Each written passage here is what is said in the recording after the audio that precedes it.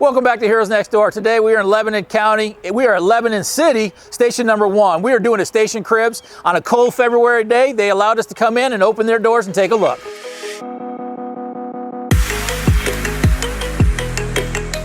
So this house was built in 1967. It housed 2 different volunteer fire companies, but currently it holds 4 different volunteer fire companies, and we're going to talk about that just a little bit. So as I make my way into their meeting room, do us a favor, hit that subscribe, hit that notification. Remember, there were 2 original companies that were in this building, and they have a bunch of displays around here to tell us a little bit more about their history. So in 1967, this building was built, and 2 volunteer fire companies were able to come into here. It was the Perseverance and the Union. So the Union was formed in 1780, and the Perseverance was formed in 1849.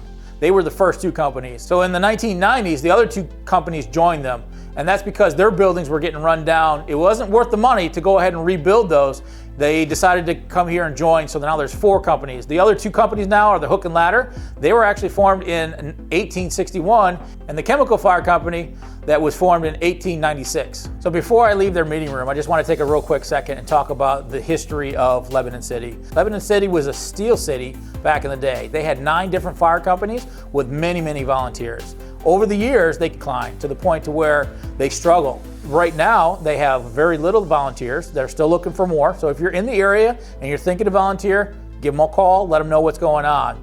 They have 9 different volunteer fire companies underneath 4 different roofs. And this is one of them. Let's go take a look at the rest of the building and see how it's done. So one of the big advantages of having 4 fire companies underneath one roof is that you can apply for different grants. And all 4 companies have the ability to apply for those grants to help finance this whole place. So even though this is a volunteer fire station, the city took upon responsibility to hire 21 career firefighters to staff some of these trucks. So talking about this house a little bit, this was built in the 1960s, so it's a very small footprint, but they utilize the space very, very well. Right where I'm standing now is their living room area. They have the TV to watch, a place to sit down, relax. Down a small little hallway here, they have offices for each of the fire companies.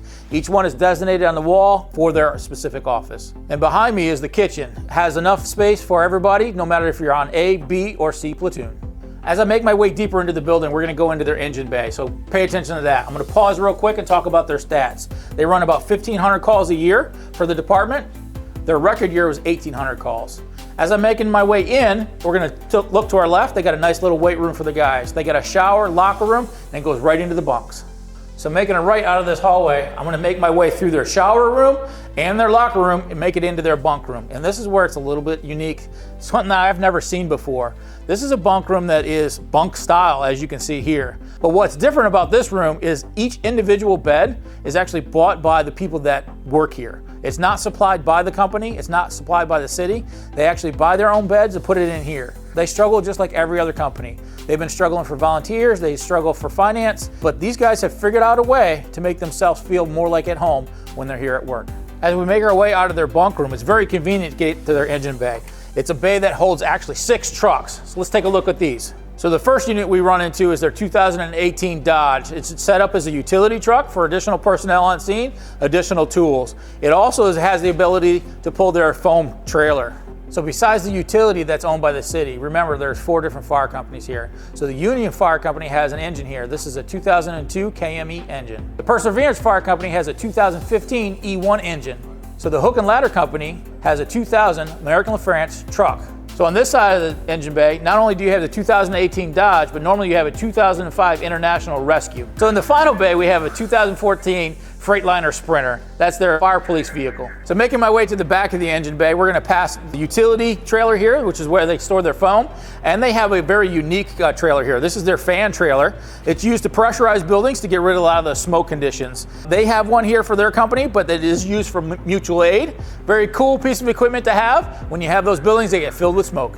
So we're making our way to the final wall in the engine bay here. This is where they store all of their fire gear. They got nice good racks, all their helmets, their masks, boots, all ready to go at a moment's notice. We're gonna make our way into the maintenance room and see what they have inside.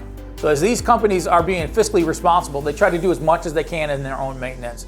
Having a good maintenance area is key. They test all of their fire hoses, so they have all the couplings for it. They're gonna test it every year, make sure the hoses are good. They take care of their air packs, their bottles, and each fire company has their own locker to take care of business. Coming from the maintenance room, we're now stepping into what they consider their clean room. This is where they have the ability to take care of their hoses that we're talking about. They have a nice hose washer. They have hose dryers, 4 of them. These were built in the 1970s, but they still work perfectly, and they're using them almost every day.